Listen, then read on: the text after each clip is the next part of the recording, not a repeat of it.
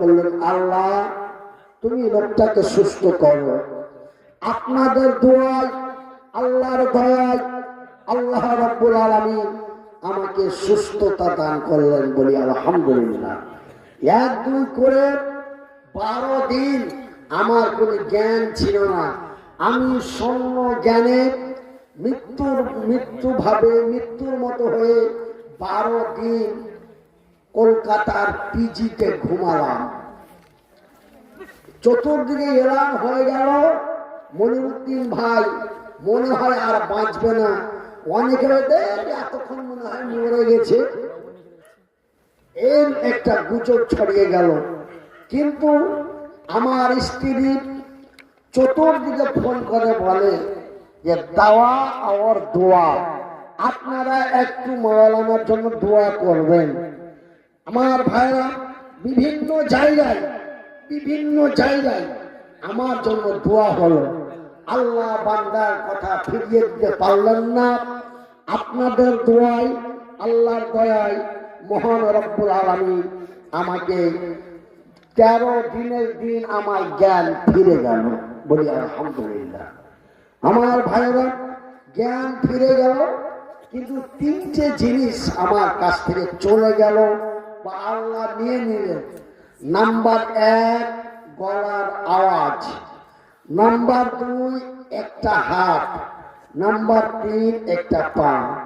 আল্লাহ বাঁচিয়ে দিলেন, কিন্তু 3টি জিনিস আমার কাছ থেকে আল্লাহ নিয়ে নিলেন। তাই আজকে আমাকে কোনো প্রোগ্রামে আসতেও খারাপ লাগে, কেন আমি বলতে পারি না, আর আমিও বলে মজা পাই না, আপনারাও শুনে মজা পান না। কিন্তু এখন মানুষের মন মানে না, আরে লোকটাকে একবার নিয়ে এসো, কিছু বলতে পারো আর নাই পারো, নিয়ে এসো। লোকটা খুব জনপ্রিয় মানুষ ছিল গো, লোকটাকে একবার নিয়ে এসো, কিছু বলতে পারো আর নাই পারো। এই করে করে ঠক বাঁচতে গান উজাড়, ঠক বাঁচতে গান উজাড়, এই 1টা 2টা করতে করতে আপনাদের এই বীরভূম জেলায় কয়েকটা ডেট আমার হয়ে গেছে। আগামী 2026 সালে 16 জানুয়ারি আপনাদের আপনার লোহাপুর থেকে একটু আগে, মানে লোহাপুর আর নলহাটির মিডিলে একটা জায়গা আছে, সেখানেও একটা ডেট হয়েছে। আপনাদের এই ডেটটা আমার এই শেখ মাওলানা কিনা কামরুল হাফেজ কামরুল সাহেব আমাকে বললেন, মাওলানা আপনাকে আসতে হবে। আমি তো এই অঞ্চলে এলাকায় বিভিন্ন গ্রামে এসেছি, বিভিন্ন জায়গায় আমার চেনা আছে। আমি আমার মনের কথা খুলে বললাম হাফেজ সাহেবকে, বললাম মাওলানা আমাদের গ্রামের মানুষ আপনাকে চাইছে, আপনি আসেন, যতটা পারবেন বলবেন, শুধু আপনার একটু দোয়ার দরকার। আমার ভাইরা, আমার বন্ধুরা, এই মহব্বতের ভালোবাসায় আপনাদের কাছে ছুটে এসেছি। তাই আমি আপনারাকে আগের মতন মধুর কণ্ঠে মন মাতানো, মন ভিজানো, অন্তর জুড়ানো বক্তব্য দিয়ে আপনাদের মন জয় করতে পারবো না। এই ক্ষমতা আল্লাহ দিয়েছিলেন, ঘন্টার পর ঘন্টা পাগলের মতো বলেছি, আপনারা হৃদয় খুলে একদম আমার দিকে তাকিয়ে তাকিয়ে 2.5 ঘন্টা ধরে এই প্যান্ডেলের মধ্যে বসে সময় কাটিয়ে দিয়েছিলেন। আমি ভুলি নাই। আমার মনে আছে পশ্চিমবঙ্গের প্রতিটা রাস্তা, প্রতিটা মানুষের মুখের সৌন্দর্য, চেহারা, মানুষের ব্যবহার, আচরণ সব কিছু আমার ব্রেনে আছে। যদিও আমার ব্রেন স্ট্রোক হয়ে যায়, তারপরেও আল্লাহ রাব্বুল আলামিন প্রতিদিনের পর দিন আমার প্রত্যেকটা জিনিস স্মরণে আল্লাহ নিয়ে চলে আসছেন। তাই আমি জানি এই বিশেষ করে মুড়গ্রাম বীরভূম এলাকার নলহাটি থেকে নিয়ে আপনার লোহাপুর এই অঞ্চলের মানুষ আমাকে আপনারা অত্যন্ত ভালোবাসেন, আমি এটা জানি, এবং আমিও আপনারাকে ভালোবাসি। কিন্তু আপনারা আমাকে ভুলতে পারছেন না, আমি আপনাদের ভুলতে পারছি না। আপনাদের মন মানে না, আপনারা আমাকে ডাকছেন, আমার মন মানে না, আমি আসছি। কেন ভাইরা আমার, এই বক্তব্যটাই ছিল আমার মেন চাষবাস। আমার কথা বুঝতে পারছেন তো আপনারা? একটু ওয়া করবেন, তবে আমার পরবর্তী কথাগুলো বলতে ভালো হবে। আমার বক্তব্য দিয়ে বেড়াটা, এটাই ছিল আমার চাষবাস, এটাই ছিল আমার ব্যবসা বাণিজ্য, এটাই ছিল আমার দোকানদারি, এটাই ছিল আমার সবকিছু। আমার এই মুখের জবানে আমি নিজের পরিবার পালতাম, আমার এই মুখের জবানে আমার একটা মাদ্রাসা চালাতাম। কিন্তু ভাই আমার, এমন অসুখ আল্লাহ রাব্বুল আলামিন আমাকে দিলেন যে সেই অসুখ থেকে ফিরে আসতে, বাঁচার জন্য, মানুষকে দিনের কথা শোনানোর জন্য লক্ষ লক্ষ টাকা খরচ করতে করতে গতকালকে পর্যন্ত প্রায় 32 লক্ষ টাকার মতো খরচ হয়ে গেল। আমার ভাইরা, এতগুলো টাকা খরচ করার পরে আপনাদের দোয়ায়, আল্লাহর দয়ায় আল্লাহ রাব্বুল আলামিন আমাকে এতটুকু সুস্থ করেছে বলি আলহামদুলিল্লাহ। তাই আজকে আমার দুঃখ লাগে, আপনাদের পার্শ্ববর্তী ডিস্ট্রিক্ট মুর্শিদাবাদের বাবরি মসজিদ তৈরি হচ্ছে। আমি আপনাদের এই এলাকায় আসতে গিয়ে বাবরি মসজিদ দেখতে গেলাম, দেখতে গিয়ে দেখতে পারলাম না, মানে আনন্দে আত্মহারা হয়ে কাঁদতে আরম্ভ করলাম। চতুর্দিক থেকে মানুষ দৌড়িয়ে এলো, কেন আমাকে তো সবাই চেনে, আমি কয়জনকে চিনি, সবাই আমাকে চিনে। মাওলানা কি হলো, কেন কাঁদছেন? আমি বললাম, ভাই আমি অসুস্থ মানুষ, আমি হার্টের পেশেন্ট, আমি ব্রেন স্ট্রোক রোগী। আমি এই দৃশ্য দেখে আমি নিজেকে মেনটেন্স হারিয়ে আমার আনন্দের কান্না একটা এসে গেছে। আনন্দের কান্না যে 1992 সালের 6 ডিসেম্বর ভারতের এক ঐতিহাসিক মসজিদ, মসজিদে বাবরি, এই বাবরি মসজিদকে 1992 সালের 6 ডিসেম্বর আল্লাহর জমিন থেকে বিদায় করেছিল। যে সর্বপ্রথম বাবরি মসজিদকে বিদায় করার জন্য গুম্বুজের উপরে চড়ে সাব্বল মেরেছিল, তার নাম হলো বালবের সিং। ওই বালবের সিং বাবরি মসজিদ ভাঙার পরে নিজেকে কন্ট্রোল থাকতে পারেনি, নিজেকে কন্ট্রোল থাকতে না পেরে মসজিদ ভেঙে চলে গেল বাড়ি। বাড়িতে যাওয়ার পরে তার মাকে, তার বাবাকে, তার আত্মীয় পরিবারদের দেখে বলছে, মা আমি যেই কাজ করে এসেছি, বড় অন্যায় করে এসেছি, যেন আমি যে গুম্বুজে সাব্বল মেরেছি মনে হয় আমার বুকের মধ্যে মেরেছি।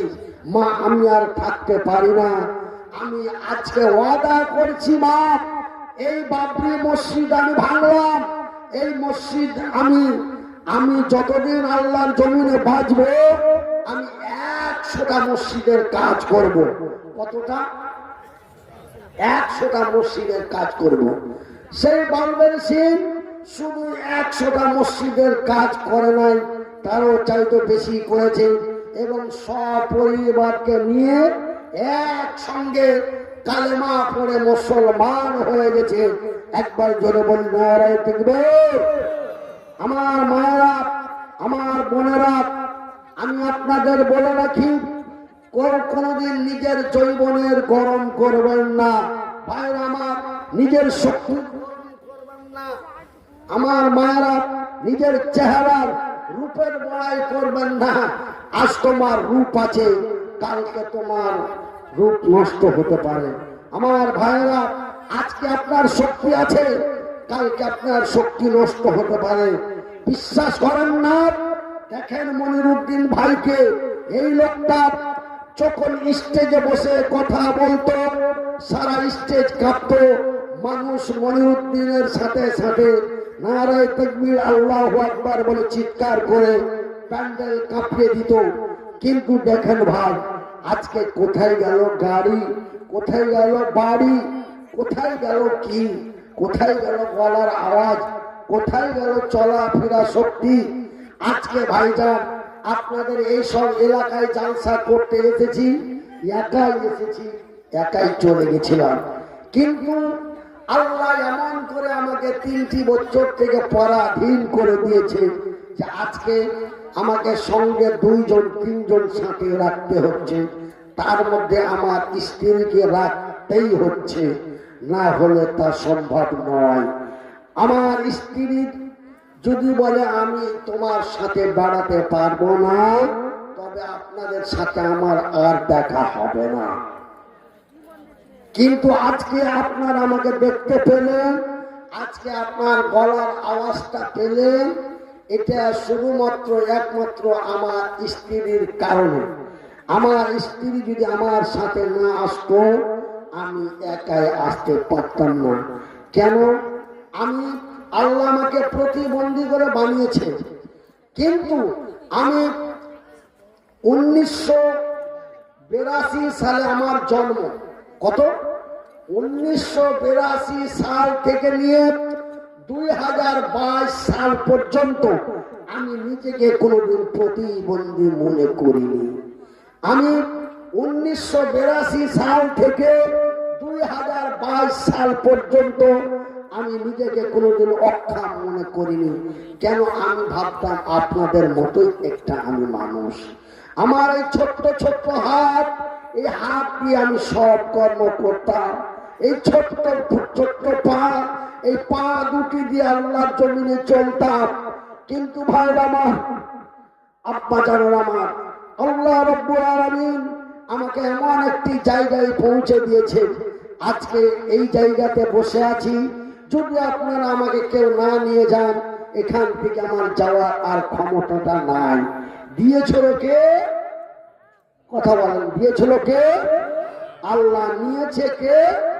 আল্লাহ। আবার দিতে পারে কে? তাই আপনারা আমার জন্য দোয়া করবেন, আমি আপনাদের জন্য দোয়া করব। আল্লাহ রাব্বুল আলামিন যেন আমাকে বলা এবং চলার শক্তি দান করেন। কেন? আল্লাহ তো দিয়েছিলেন, কিন্তু একটা অসুস্থতার কারণে সেই শক্তিটা আমার কাছ থেকে চলে গেছে। সেটা 2022 সালের 28শে নভেম্বর আমি কলকাতা বাংলাদেশ থেকে জালসা করে ভারতে আসলাম। ভারতের দক্ষিণ 24 পরগনার চটা থানায় প্রোগ্রাম করলাম। চটা থানায় প্রোগ্রাম করে আমি যাচ্ছিলাম মেদিনীপুর। মেদিনীপুর যেতে যেতে হঠাৎ করে রাস্তার মাঝে আমার ব্রেন স্ট্রোক হওয়ার পরে আমার মানে কি জবান হারিয়ে গেল, হাত পা চলে গেল। তাই আমি আপনাদেরকে বলি ভাই, আজকে টাকার গরম দেখাবেন না, শক্তির গরম দেখাবেন না। আমার বয়সটা এমন কি হয়েছে গো? 1982 সাল থেকে এই বর্তমান তারিখ পর্যন্ত আমার কতই বয়স হয়েছে।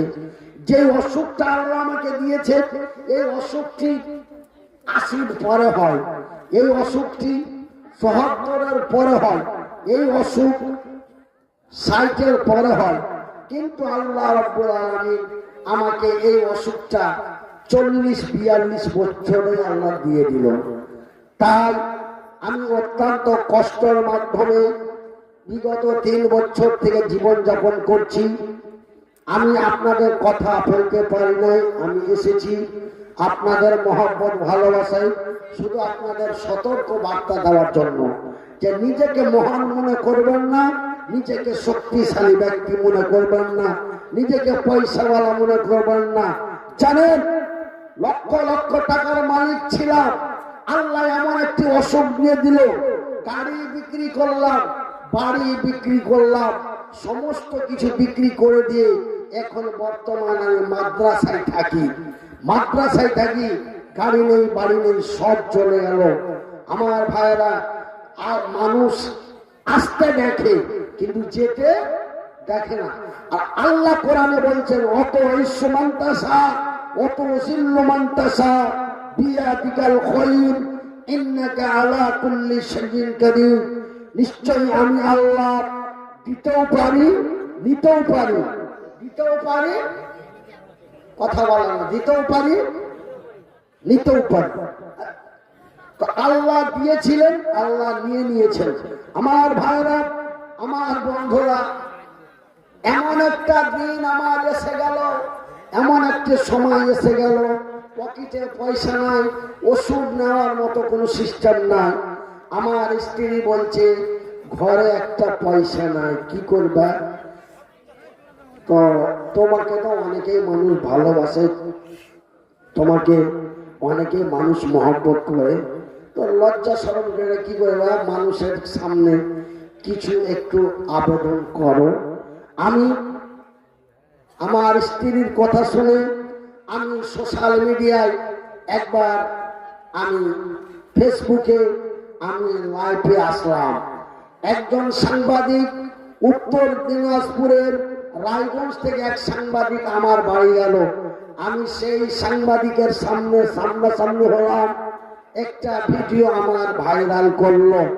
আপনারা আমার খবর পেয়ে এই বীরভূমের মুসলমানেরা, মুর্শিদাবাদের মুসলমানেরা আমার গলার আওয়াজ পেয়ে, আমার আবেদন পেয়ে আপনারা হাজার হাজার টাকা আমার অ্যাকাউন্টে আপনারা মেরেছিলেন যে মনিরুদ্দিন ভাই বেঁচে থাক, মনিরুদ্দিন ভাই বেঁচে থাক।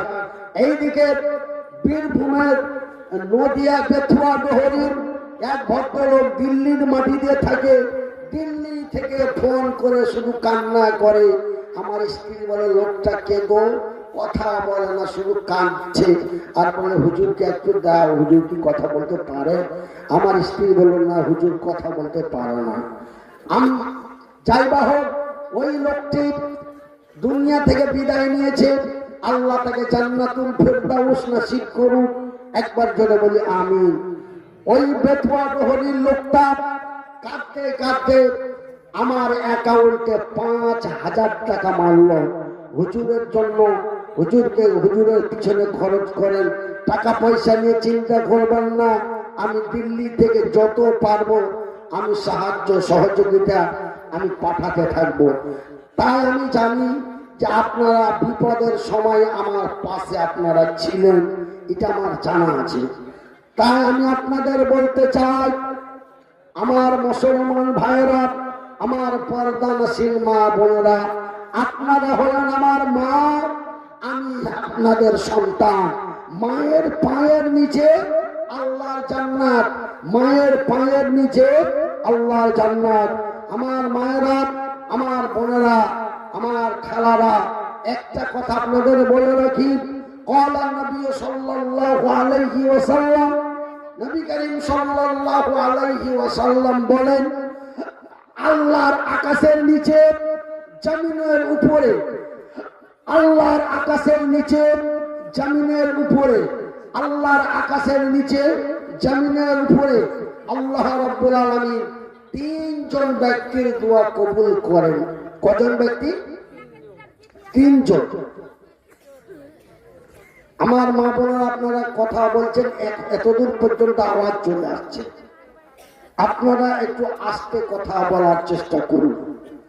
কেন আমি ওই কথাটাই বলতে চাইছি যে আপনারা আমার মা, আমি আপনাদের সন্তান। মায়ের পায়ের নিচে আল্লাহর জান্নাত। আমার মায়েরা, আমার বোনেরা, আপনারা অতি সম্মানিত জাত, আপনারা অতি সম্মানিত জাত। আপনাদের গলার আওয়াজটা আপনাদের কাছে পর্যন্ত থাকবে। আপনাদের গলার আওয়াজটা যদি এই পর্যন্ত না আসে, এটা আল্লাহ তার রাসূল নিষেধ করে দিয়েছেন। আমার মায়েরা, আল্লাহর নবী, দয়ার নবী বললেন, 3 জন ব্যক্তির দোয়া আল্লাহ গ্যারান্টি কবুল করেন। নাম্বার 1 মুসাফির, নাম্বার 2 মাজলুম, নাম্বার 3 মা। মায়ের দোয়া, মায়ের দোয়া আল্লাহ কবুল করেন, এটা সহিহ আল বুখারীর হাদিস। মায়ের দোয়া আল্লাহ গ্যারান্টি কবুল করেন। মাজলুমের দোয়া আল্লাহ গ্যারান্টি কবুল করেন। মুসাফিরের দোয়া আল্লাহ গ্যারান্টি কবুল করেন। ভাইজি ভাই, যেই দিন আমি মনিরুদ্দিন বয়সটা আমার 20 বছর 20 বছর ছিল, লেখাপড়া করে মাওলানা হলাম, কোনো কাজ নাই, হাত নেই পা নেই বলে কেউ মসজিদ মাদ্রাসা মক্তবে নিতে চায় না, যে লোকটা রক্ষা ওকে ওই কুমুলবি মসজিদে খুঁয়ে হবে, মসজিদের লাইট বন্ধ করতে হবে, গেট বন্ধ করতে হবে, মসজিদ ঝাড়ু দিতে হবে, 5 ওয়াক্ত নামাজ পড়বে, এই বলে হাত নেই পা নেই বলে আমাকে কোনো মসজিদ মাদ্রাসা মক্তবে চাকরি পাওয়া গেল না। কি করে খাবো, কেমন করে দিন যাবে, কেমন করে রাত যাবে, বিবি বাল বাচ্চা পরিবার অনেক নিয়ে টেনশন। আল্লাহ বলেন ওয়ালা তাহিনু ওয়ালা তাহজানু, তোমরা চিন্তায় চিন্তিত হও না, তোমরা হতাশ হয়ে যাও না, তোমরা গমগীন হয়ে যাও না, আমার উপরে তাওয়াক্কুল বিশ্বাস ভরসা করো, আমি তোমাদের কল্যাণ করব, আমি তোমাদের কল্যাণ করব। আমার ভাইরা, আমার মাকে বলি মাগে কি করে খাবো মা, মাওলানা হলাম, লেখাপড়া করলাম, কিন্তু লেখাপড়া করেও তো কোনো কাজে আসে না, কি করব? আমার মা আল্লাহর দরবারে দোয়া করলেন, আল্লাহ তুমি আমার মুনির ব্যবস্থা করে দিও। এই বলে মা আমার দোয়া করলেন। মায়ের দোয়ায় আল্লাহর দয়ায় আল্লাহ রাব্বুল আলামিন পশ্চিমবঙ্গের মাটিতে 1 নম্বর ভাইরাল বক্তা করে দিলেন। আমি মানুষের কাছে অতি সুসম্মানিত বিখ্যাত বক্তা বলে আমি পরিচিত হলাম। আমাকে এই মুর্শিদাবাদের মাটিতে, বীরভূমের মাটিতে হাজার হাজার টাকা খরচ করে মানুষ আমাকে প্রতিটা জালসাতে দাওয়াত দিতে আরম্ভ করলো। মায়ের দোয়ায় আল্লাহর দয়ায় আমি একজন ভাইরাল প্রতিটা স্টেজের প্রধান বক্তা হিসাবে আল্লাহ রাব্বুল আলামিন মায়ের দোয়ায় আমাকে নির্বাচিত করলেন। আমি 2 বছর কথা বলতে পারলাম না। একদিন আমি শুয়ে শুয়ে কাঁদছি, আমার 2 চোখ দিয়ে জল বেরিয়ে বেরিয়ে দাড়িগুলি ভিজে যাচ্ছে। আমার স্ত্রী বলছে কাঁদছো কেন? আমি বললাম বলতে পারবো না। আমি সেই দিন কাঁদছিলাম, আল্লাহ তোমার নবী বলেছেন মায়ের দোয়া কবুল হয়। সেই দিন মা আমার দোয়া করেছিল, আমি মায়ের দোয়ায় আল্লাহর দয়ায় আমি বড় বক্তা হয়েছিলাম। আজকে যদি আমার মা থাকতো, আমার এই কষ্ট দেখে মা বসে থাকতে পারতো না, মা আমার জন্য দোয়া করতো। মনে হয় আমি মায়ের দোয়ায় আল্লাহর দয়ায় আমি পূর্ণ সুস্থ হয়ে যেতাম। এই বলে আমি কাঁদতে লাগলাম।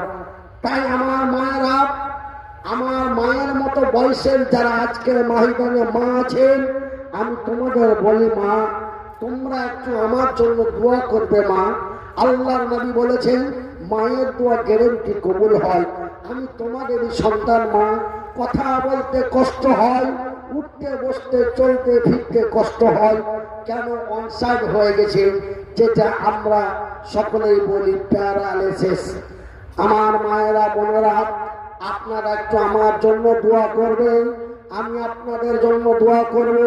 আমি মুসাফির, আমি অসুস্থ ব্যক্তি, আমি মাসলুম অসহায়, আপনাদের জন্য দোয়া করব। মান বানা লিল্লাহি মসজিদান বানাল্লাহু লাহু বাইতান ফিল জান্নাত। আল্লাহ রাব্বুল আলামিনের নবী বলছেন, যারা আল্লাহর ঘর বানায় আল্লাহ তাদের ঘর বানায়। আল্লাহর ঘর যারা বানায় আল্লাহ তাদের ঘর বানায়। তবে আল্লাহর ঘর বানা হয় আল্লাহর জমিনে। আল্লাহর ঘর কোথায় বানা হয় ভাই? আল্লাহর জমিনে। আর আল্লাহ বান্দার ঘর বানায় কোথায়? তার জান্নাতে। জোরে বলি আলহামদুলিল্লাহ। আমার ভাইয়েরা, আমার বন্ধুরা, আমার আব্বা জানেরা, আমি মনিরুদ্দিন যখন জালসা করতে আরম্ভ করলাম, আমার ডেটের যখন আর অভাব হয় না, ডেট নিতে পারি না, ডায়েরিতে জায়গা নাই। 1 বছর 1.5 বছর আগে মানুষ বুক করে রেখে দেয়। ডেট নিতে না পারার কারণে আমি অনেক বক্তাকে আমি ডেট দিয়েছি, ভাই আমার ডেট খালি নয়, তবে একটা আমার ভালো পরিচিত, খুব সুন্দর বন্ধু, বক্তব্য খুব ভালো। আমি নাম্বার দিচ্ছি, আমার ওই বন্ধুটাকে নিয়ে নেন। তোমার না হুজুর আপনি যোগাযোগ করে দেন। আমি যোগাযোগ করে দিয়েছি। এই যে আমার ছোট ভাই, আমার আগে যে বক্তব্য দিচ্ছিলেন কোকিল কণ্ঠে, মাওলানা শিহাবুদ্দিন সাহেব, আপনাদের এলাকার সুনাম ধন্য সন্তান, ওই বক্তা জগতেই আমার সাথে পরিচয়। অনেক জায়গায় আমাকে ডেট দিয়েছে, আমি তাকে ডেট দিয়েছি। আপনাদের এই লহাপুরের মাওলানা রিয়াজুল ইসলাম সাহেব, তিনি আমার অত্যন্ত অন্তঃস্থলের আমার বড় ভাইয়ের মতো। আমি তাকে সম্মান করতাম এবং উনি আমাকে ছোট ভাইয়ের মতো সম্মান করতেন।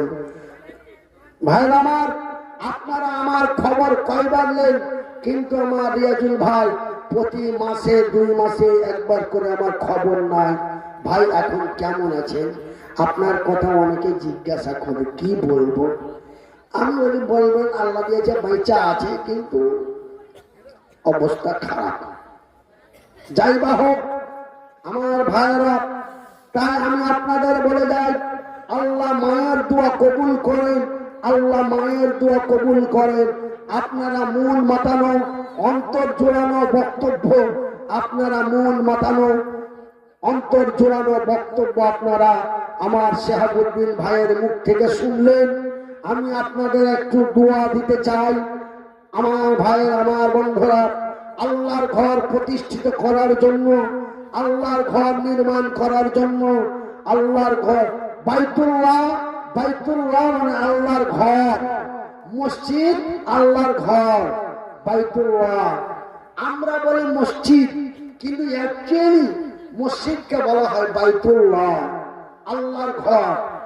আল্লাহর ঘর। আর আল্লাহর নবী বলছেন, মান বানা লিল্লাহি মসজিদান বানাল্লাহু লাহু বাইতান ফিল জান্নাত, সহিহ আল বুখারীর হাদিস।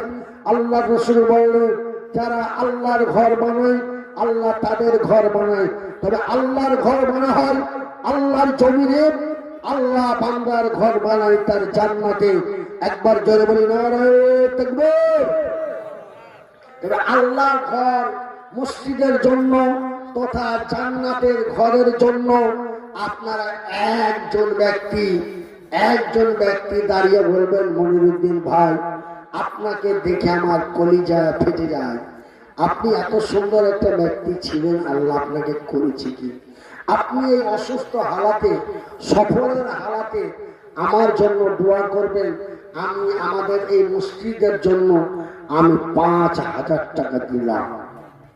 এই বলে একজন আল্লাহর বান্দা দাঁড়িয়ে বলবেন, আমি 5,000 টাকা দিব।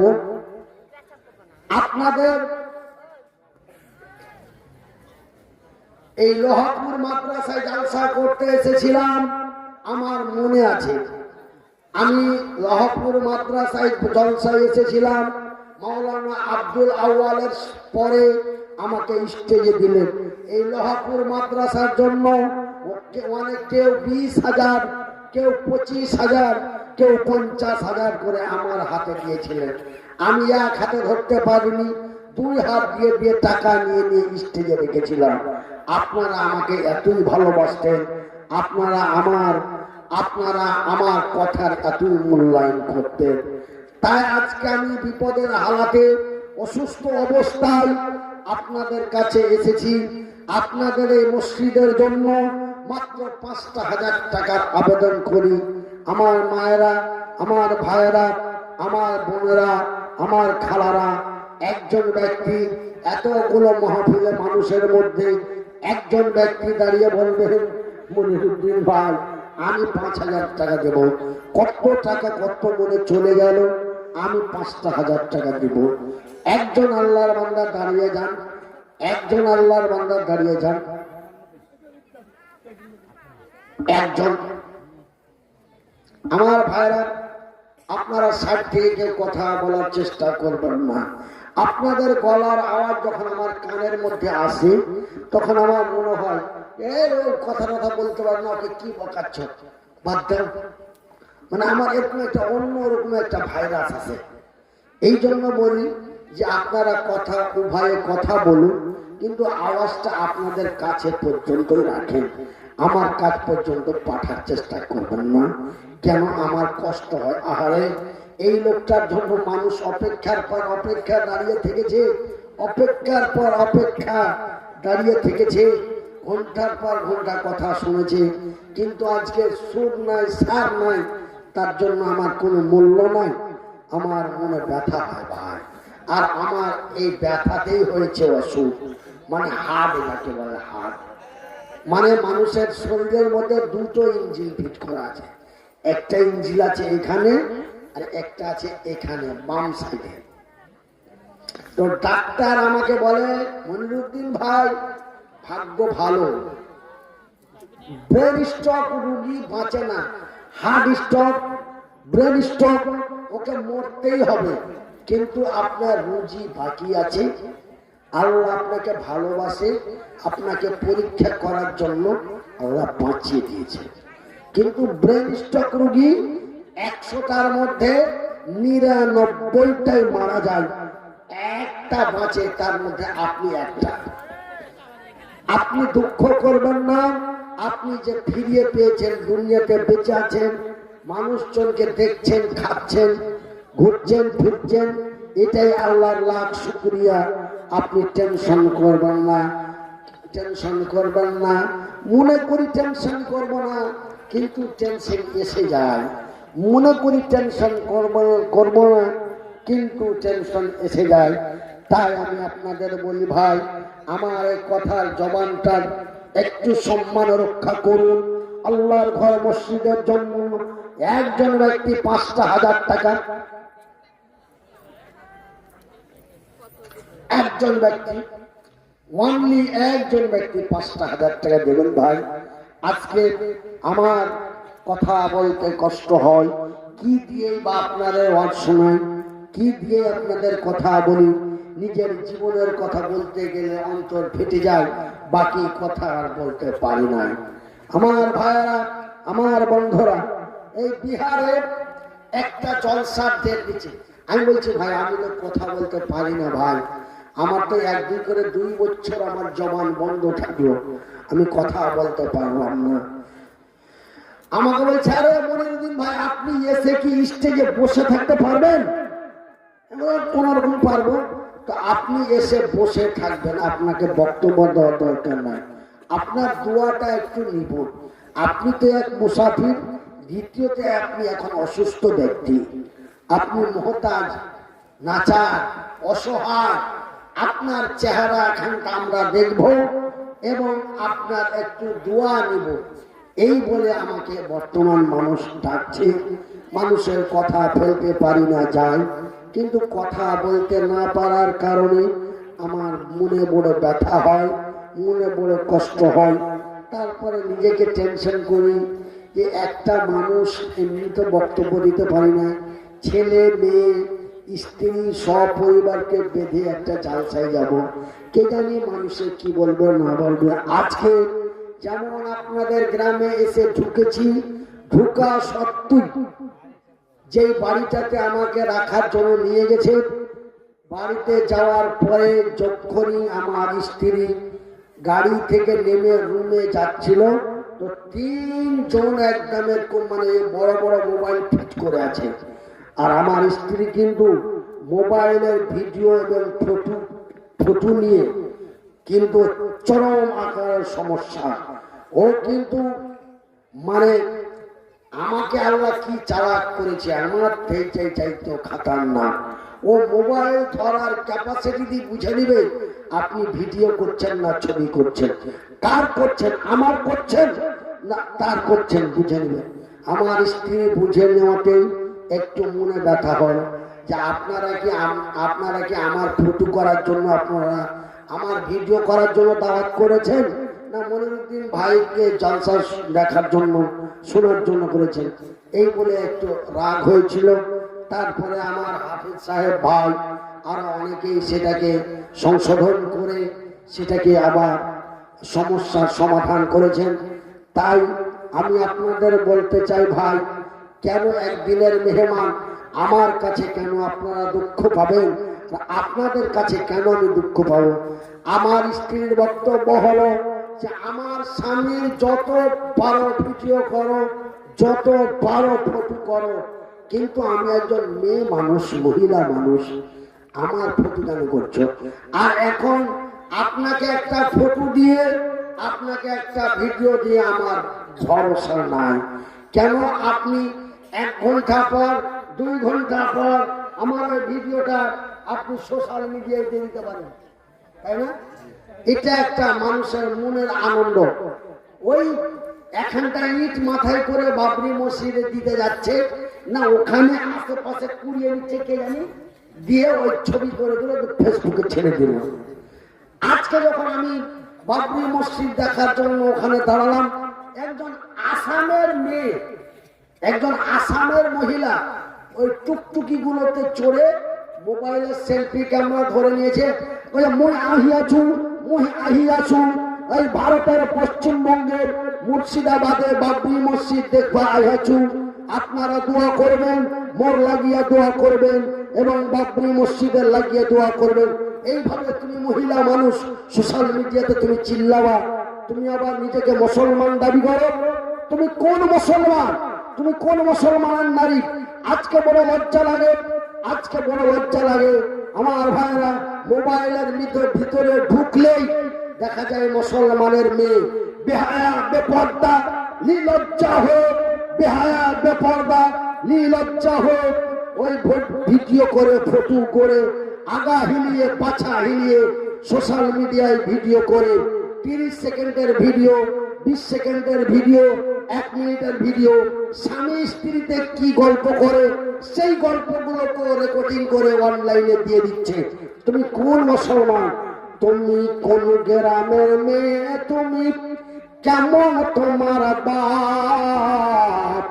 ফেসবুকেতে ছবি ছেড়ে করছো কেন পাপ? কোন গ্রামের মেয়ে? তুমি কেমন তোমার বাপ? ফেসবুকেতে ছবি ছেড়ে করছো কেন পাপ? আমি আপনাদের এই এলাকায় বহুত দিন আগে একটা জালসাতে এসেছিলাম। হ্যাঁ, একটা জালসাতে এসেছিলাম, কথাটা মনে পড়ে গেল, প্রায় 2010-11 কথা। এই আপনার উজিরপুর না নাজিরপুর বলে আপনাদের এলাকায় গ্রাম আছে, উজিরপুর। ওই উজিরপুরে জালসা করেছি। কোথায় কোথায় জালসা করেছি ভুলে গেছি, বাড়ি চলে গেছি। শোনো রাখো আমার মায়েরা, দেখবেন যে জিনিসটা শুনতে খারাপ বুঝতে ভালো, যে জিনিসটা খেতে ভালো সে জিনিসটা পেটের ক্ষতি, ক্ষতি না? কিন্তু ভাই আমি এখন যে কথাটা আপনাদের সামনে বলছি, কথাটা শুনতে খুব খারাপ, কিন্তু একটু বুঝে দেখবেন। বুঝার পরে যদি আমাকে কিছু বলার হয়তো বলবেন, যদি আমাকে না বলার হয়তো না বলবেন। আমি উজিরপুরে জালসা করে বাড়ি গেলাম। বাড়ি যাওয়ার মোটামুটি 6 মাস পর আমি আসরের নামাজ পড়ার জন্য আমি মসজিদে গেছি। আমার স্ত্রী আমাকে উজু করিয়ে দিল। আমি মসজিদের বারান্দায় বসে উজু করলাম। উজু করে আমি নামাজের তাকবীর দিয়ে আমি দাঁড়িয়েছি, আল্লাহু আকবার বলে দাঁড়িয়েছি। আমার মোবাইলটা বাজতে লাগলো।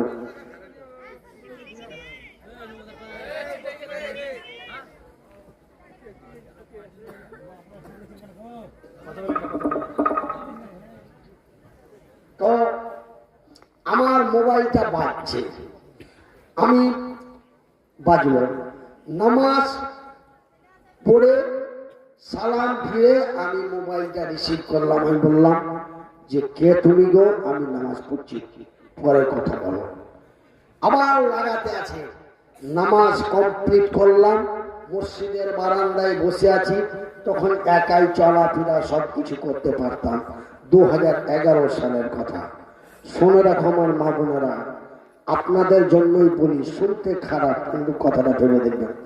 তারপরে আবার ফোন করেছে, ফোন করে এইবার ফোনটা আমি রিসিভ করেছি। ফোন রিসিভ করা মাত্রই ও সালাম কালাম কিছু না, সালাম মানে সাক্ষাৎ, কালাম মানে কথা বলা। ও সালাম কালাম সব বাদ, শুধু ও এই করে শুধু কান্না করে, শুধু কান্না করে, কিচ্ছু বলে না, শুধু কাঁদছে। আমি তখন তো আমার মেজাজ ছিল আলাদা, তখন আমার মেজাজ ছিল খুব খাতারনাক, সিংহ বাঘের মতো। আপনারা দেখেছেন, আপনাদেরকে বলতে হবে না, আপনারা শুনেছেন, আপনাদেরকে মনে করার শুধু একটু ইঙ্গিত দিচ্ছি।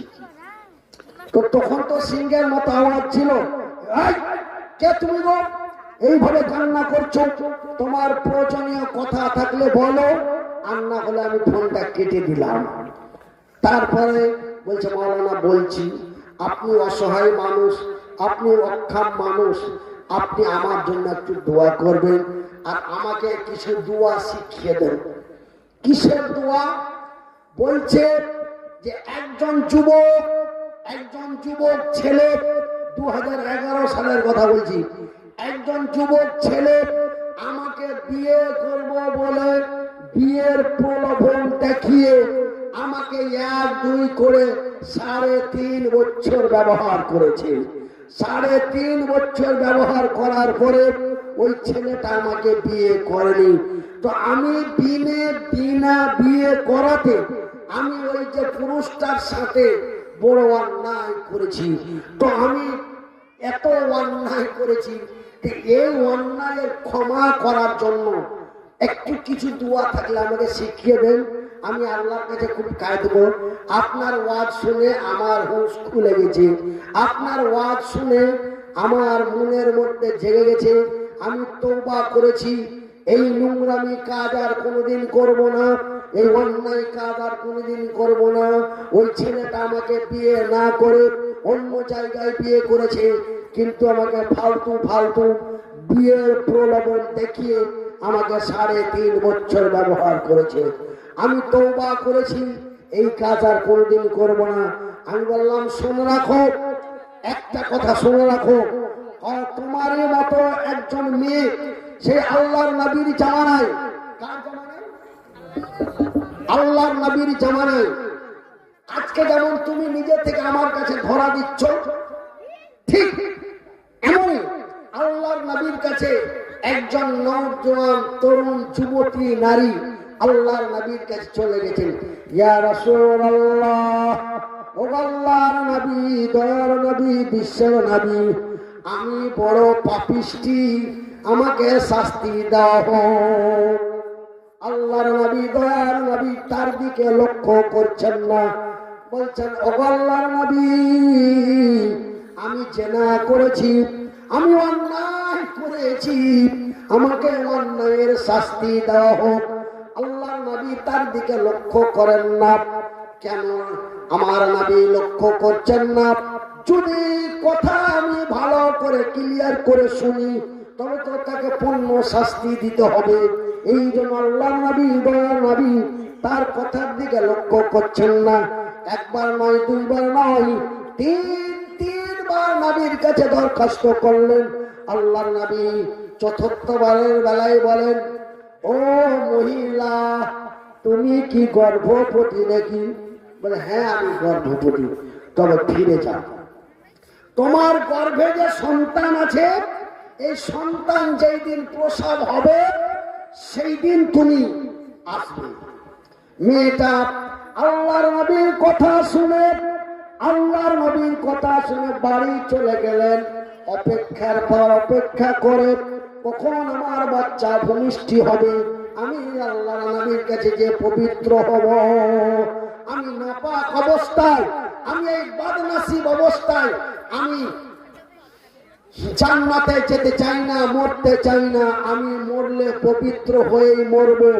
এই বলে সেই অপেক্ষার পর অপেক্ষা করে, অপেক্ষার পর অপেক্ষা করতে করতে এইবার যখন তার বাচ্চাটা হয়ে গেছে, ওই মহিলাটা পুনরায় আল্লাহর নবীর কাছে চলে গেলেন। ইয়া আল্লাহর নবী, দয়ার নবী, আমি সেই জেনাকারী মহিলা, আমি সেই জেনাকারী মহিলা, আমাকে শাস্তি দাও হোক। ও আল্লাহর নবী, আমার বাচ্চা ভূমিষ্ঠি হয়ে গেছে। আচ্ছা,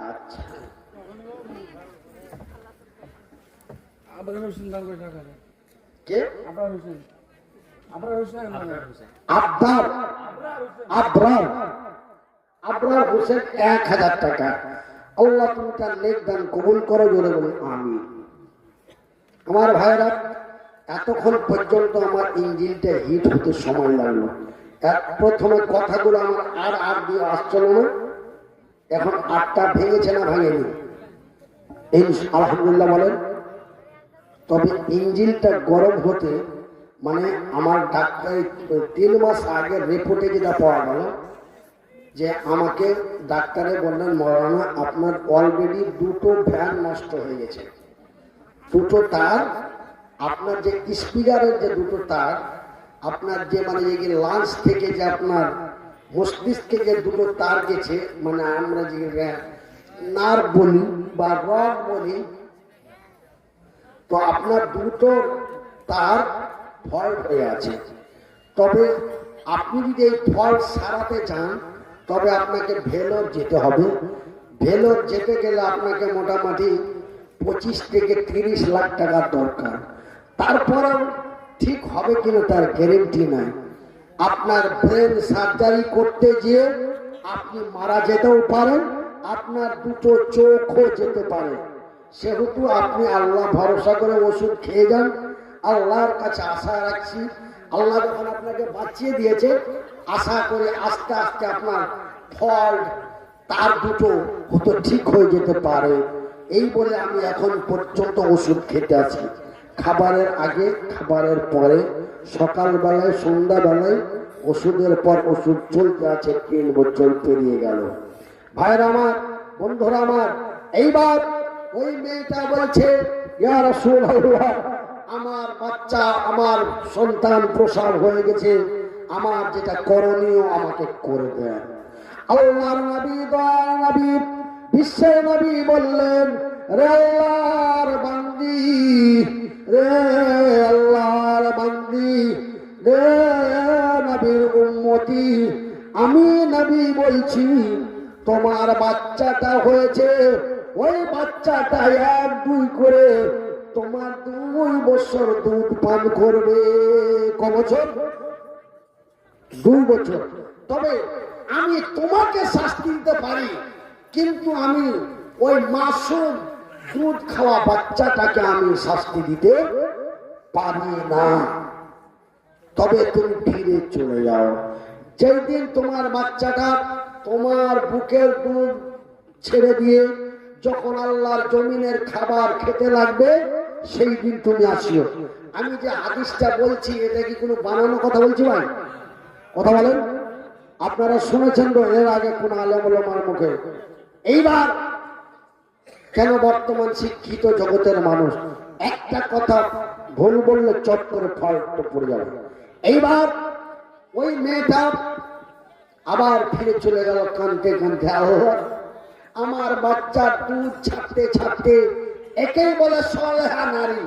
ওই মেয়েটা কত সলেহা, শুধু কান্না করার বলে, আল্লাহ আমার বাচ্চার দুধ ছাড়ার আগে আগে, বাচ্চার খাওয়ার আগে আগে যদি আমার মৃত্যু হয়ে যায়, তোমার দরবারে কি জবাব দেব? এই বলে মেয়েটা বড় চিন্তায় চিন্তিত হয়ে আল্লাহর নবীর দরবার থেকে ফিরে চলে গেলেন। আল্লাহর নবীর দরবার থেকে ফিরে যাওয়ার পরে এইবার 1 নয় 2 নয় 2টি বছর কেটে গেল। ওই বাচ্চাটার বুকের দুধ খেয়ে ছেড়ে দিয়ে রুটি দানা পানি খেতে আরম্ভ করলো। সঙ্গে সঙ্গে রুটি ফাঁকিয়ে মা তার সন্তানের হাতে ধরিয়ে দিয়ে বলে, বেটা তুই বস, আমি আসছি। এইবার ওই বাচ্চার হাতে রুটি ধরিয়ে দিয়ে ওই মহিলা, ওই আল্লাহ ওয়ালি সালেহা, জান্নাতের লোভী মেয়ে, জান্নাতের লোভে পড়ে, নবীর মহব্বতের ভালোবাসায় পড়ে, পবিত্র অর্জন করে আল্লাহর জমিন থেকে বিদায় নিব বলে এইবার ওই মেয়েটা বাচ্চার হাতে রুটি ধরিয়ে দিয়ে আল্লাহর নবীর দরবারে চলে গেলেন। ইয়া রাসূলুল্লাহ, ও আল্লাহর নবী, দয়ার নবী, বিশ্বের নবী, হুজুর গো, আমার বাচ্চা বুকের দুধ ছেড়ে দিয়ে এখন বাইরের খাবার খাচ্ছে, আমার যেটা করণীয় তাড়াতাড়ি করে ফেলুন। আল্লাহর নবী, দয়ার নবী, বিশ্বের নবী তার সৈন্যদের ডাক দিলেন, যে আমার সাহাবাগণেরা ওই ফাঁকা ময়দানের মধ্যে একটা গর্ত খুঁড়ো। কি করো? একটু কথা বলে। গর্ত আমাদের মালদায় বলে খাল, আপনার দিকে খাল বুঝেন তো, কিন্তু কলকাতার দিকে বলে ফুটো। কি বলে? একটা ফুটো করো, একটা গর্ত করো। এইবার গর্ত করা হলো। গর্ত করার পরে আল্লাহর নবী বললেন, ওই মেয়েটাকে তার বুক পর্যন্ত পুঁতে দাও, তার কোমর পর্যন্ত তাকে গেড়ে দাও, মানে পুঁতে দাও। পুঁতে দেওয়া হলো, চতুর্দিক থেকে মাটি চাপিয়ে দেওয়া হলো, যেন মহিলাটা গর্ত থেকে উঠে পালাতে না পারে। আর আল্লাহর নবীকে বললেন, নবী গো দেখুন তো। বলে, হ্যাঁ হয়েছে, এইবার কি করব, এইবার কি করব? আল্লাহর নবী, দয়ার নবী, বিশ্বের নবী বললেন, চতুর্দিক থেকে পাথর নিক্ষেপ করো, যতক্ষণ তার মৃত্যু না হয়ে যায়। চতুর্দিক থেকে তাকে পাথর মারো, পাথর মারো। কতক্ষণ পাথর মারবো? যতক্ষণ পর্যন্ত তার মৃত্যু না হয়ে যায়, ততক্ষণ পর্যন্ত তাকে পাথর মারো। পাথর মারতে মারতে মারতে মারতে একজন সাহাবী এমন রাগান্বিত হয়ে একটি পাথর তুলে ঠাস করে তার মাথায় মেরেছে। মাথাটা ফুটো হয়ে রক্ত বেরিয়ে ওই সাহাবীর গতরে পড়েছে। ওই সাহাবীটা ঘৃণায় আচকিচ আচকিচ করে বলে, এত বাজে মহিলার রক্ত আমার শরীরে এলো।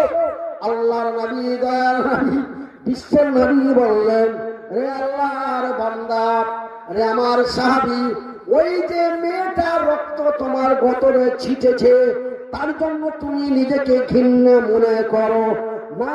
না, ঘৃণা মনে করো না। ওই মেয়েটা এখন আল্লাহর জান্নাতি।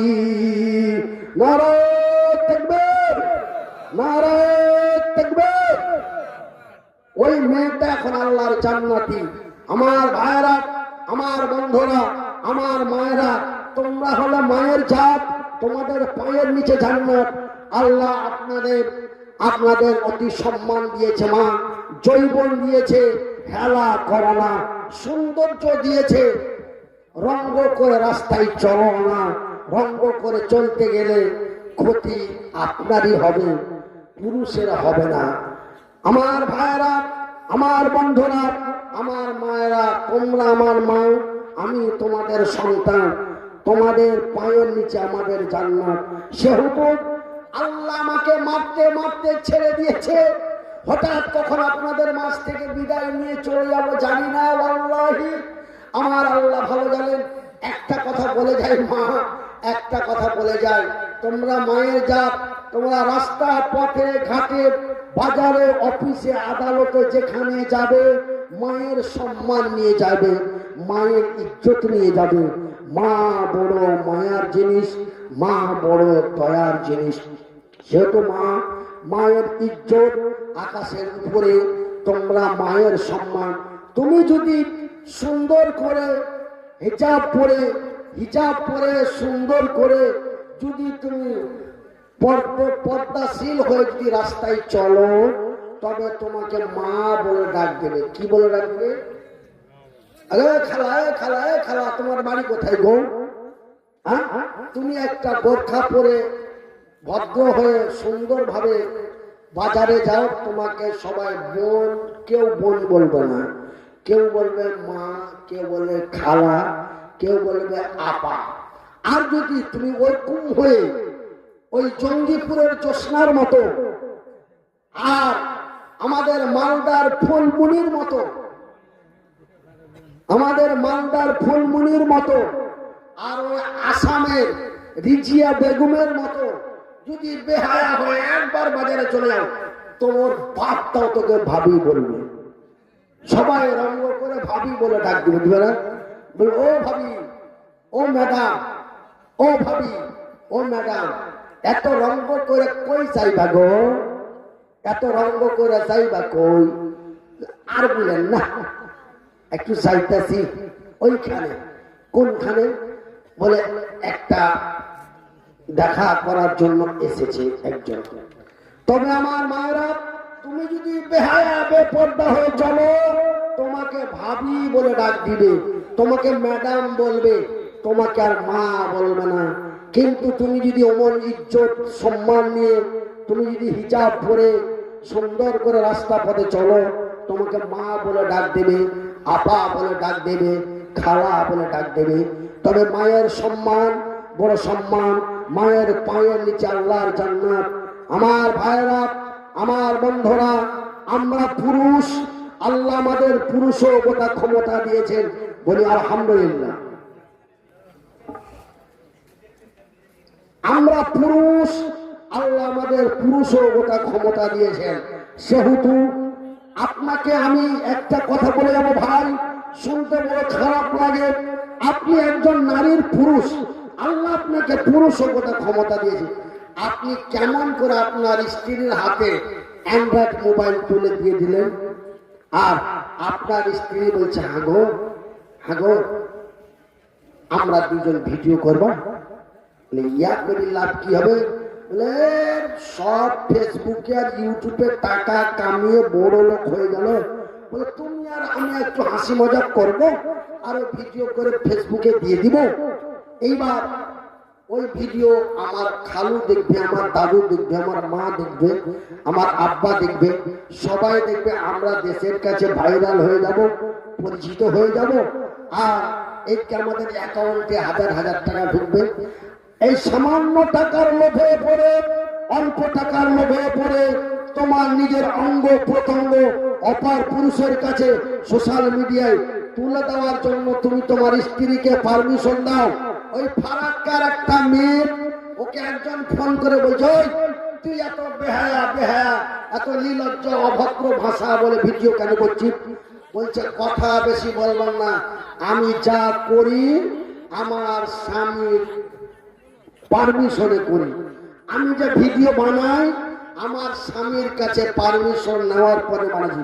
তুই বলার কে রে গারওয়া, এ বোমা, এরকম করে করে ভাষা বলছে গো, আপনারা শুনেছেন? ও আবার পাল্টা জবাব দিয়ে অন্য একটা ভিডিও রে কালুয়া চামার পাঠা, আমি ভিডিও বানাই আমার স্বামীর পারমিশন নিয়ে বানাই। তুমি কেমন স্বামী গো? আল্লাহ কোরআনে বলছেন আর রিজালু কাওয়ামুন আলান নিসা, পুরুষেরা হলো নারীদের সংরক্ষণকারী। কেননা আমি আল্লাহ নারীদের চাইতে পুরুষদের শক্তিশালী করে বানিয়েছি। তুমি একজন শক্তিশালী পুরুষ, তুমি অর্থ সঞ্চয় করবে, তোমার স্ত্রী বাড়িতে বসে বসে সম্মানের সহিত খাবে। তোমার স্ত্রীর ভিডিও ছাড়া বেহায়াপনা করে ইউটিউবে টাকা নিয়ে তোমার পরিবার চালাও, জিন্দে হারাম। খবরদার এই কাজ করবে না ভাই। আপনি পুরুষ, আল্লাহ আপনাকে পুরুষতা ক্ষমতা দিয়েছেন। আপনি পুরুষ, আপনি পুরুষ। একজন নারী চারজন পুরুষকে জাহান্নামে নিয়ে যেতে পারে। একজন পুরুষ চারজন নারী, একজন নারী চারজন পুরুষকে জাহান্নামে নিয়ে যেতে পারে। সেহেতু আপনারা যারা নারীর বড় ভাই হয়েছেন, যারা বোনের ভাই হয়েছেন, যারা স্ত্রীর স্বামী হয়েছেন, যারা মেয়ের বাপ হয়েছেন, আপনারা সাবধান হয়ে যান। আপনারা সাবধান হয়ে যান। আপনি ভাবছেন যে কি করবো গো মুনি সাহেব, বিটিটাকে এখন বলি কিন্তু শুনে না কেন? আপনার মেয়ের সাথে সাথে আপনি যে জাহান্নামী জানেন না? একজন নারী চারজন পুরুষকে জাহান্নামে নিয়ে যেতে পারে। নাম্বার 1 তার বাবা, নাম্বার 2 তার স্বামী, নাম্বার 3 তার বড় ছেলে, নাম্বার 4 তার বড় ভাই। সেহেতু আপনার বোন কলেজে গেল, কিভাবে গেল, কেমন হয়ে গেল, আপনি বড় ভাই হিসাবে আপনার বোনকে দেখা, গাইডিং করা আপনার দায়িত্ব। আপনি যদি না দেখেন আপনার বোনের সাথে সাথে আপনাকে জাহান্নামে যেতে হবে, এটা আমার কথা না, এটা আমার রাসূলের কথা। যাই বা হোক আমার ভাইয়েরা, কথার পর কথা অটোমেটিক বেরিয়ে যায়। আপনাদের কাছে আমি একজন ৫,০০০ টাকা আবেদন করেছিলাম। এখানে আমাকে মানে একটা গজ